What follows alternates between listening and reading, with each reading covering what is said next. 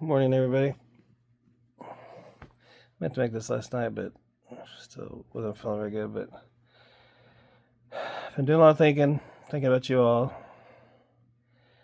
You know, life's tough. Well, we know that. You deal with stuff, and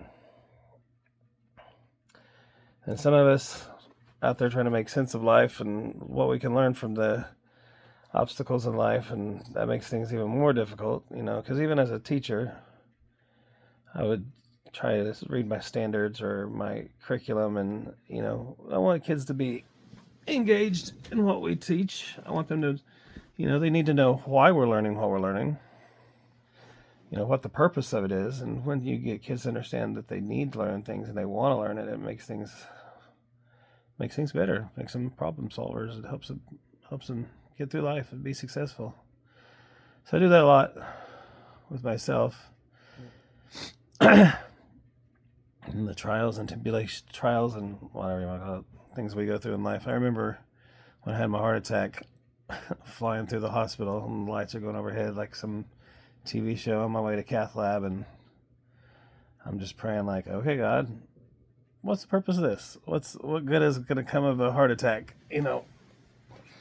What's the lesson behind this? So now, that was high speed, but here, that's all I have time to do is sleep and think and eat. So a lot of like, what's the purpose here? And I'm still holding on to these truths of nobody's promised tomorrow. We know that. We know that God is ultimately in control, and that's the big one. This is for Him to get the glory, for Him to change me, for Him. I have got to relinquish complete control and get rid of my pride and do that. So that's where the struggle lies. That's where it's like, well, what is it? What do I do with that? Because like I said, Titan, Petra, I haven't been the best dad, but I'm the only dad they've ever had. I'm the only man that Titan's ever called dad.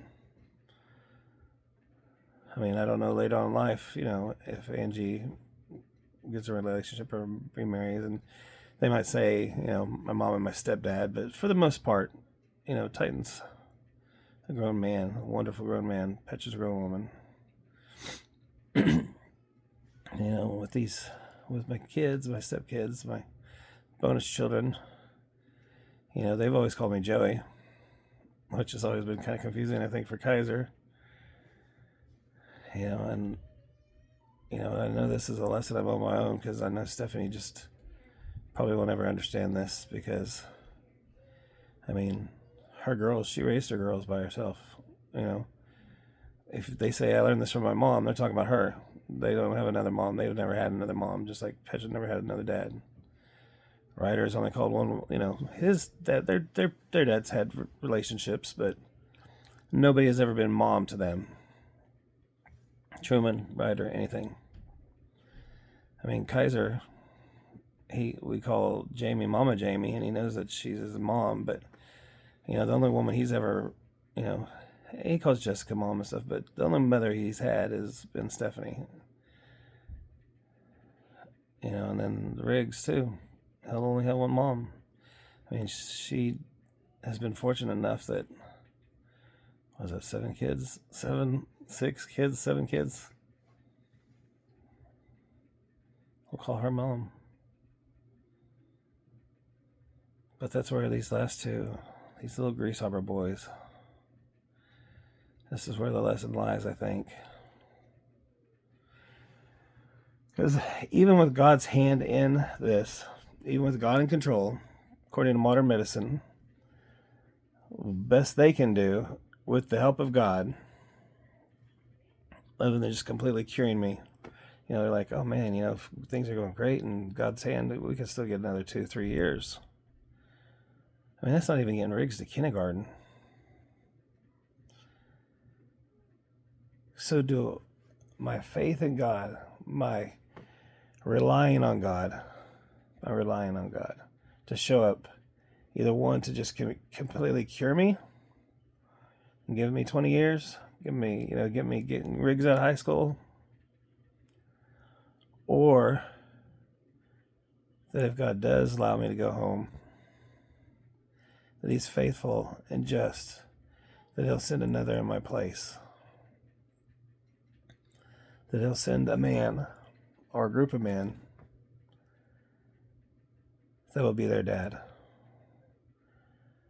Somebody that will teach them to be good and strong. Make good choices. So I have to pray for a replacement. Even with God's hand in it and giving me a couple of years, I still have to rely on Him to be faithful. So I have to pray for my replacement and pray that He's better than me. Because it's selfish of me, prideful for me to want to deprive my sons of that. I want them to have the best. If it's not me, I want them to have the best. But that's where I don't want to. I want to be the one to do it.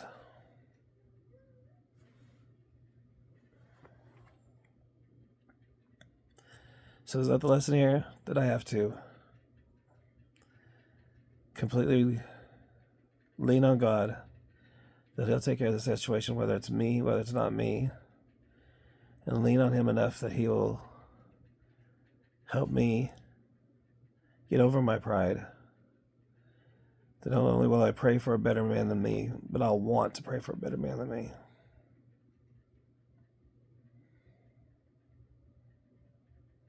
To be my son's dad. Somebody they can love. Somebody will love them. Somebody will ensure their masculinity and bestow that, because masculinity has to be bestowed. Women can't bestow masculinity, I'm sorry, but masculinity is bestowed by other manly, godly men.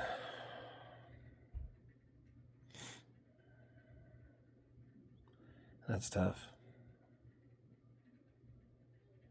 You spend a lot of your life as a teacher and a youth minister and a coach and everything. Been raising boys, teenage boys and middle school boys, and helping raise my whole life. Everybody else's kids, it seems like. And that comes time for mine, little feral children.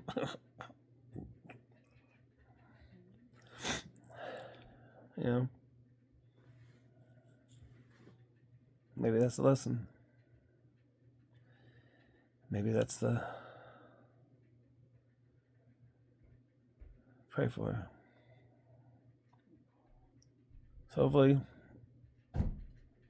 we get past this. We fight it. We get through this. Do our part. Cherish each day. The days that we do have with our children. Hold them. Kaiser and I have been playing fishing trips. He's a fisherman. That dude outdoors all the time. So anyway, I love you all. Just want to share that with you. And if you get bored and need something to pray for, I'll give you something to pray for. Thank you so much. Talk to you later.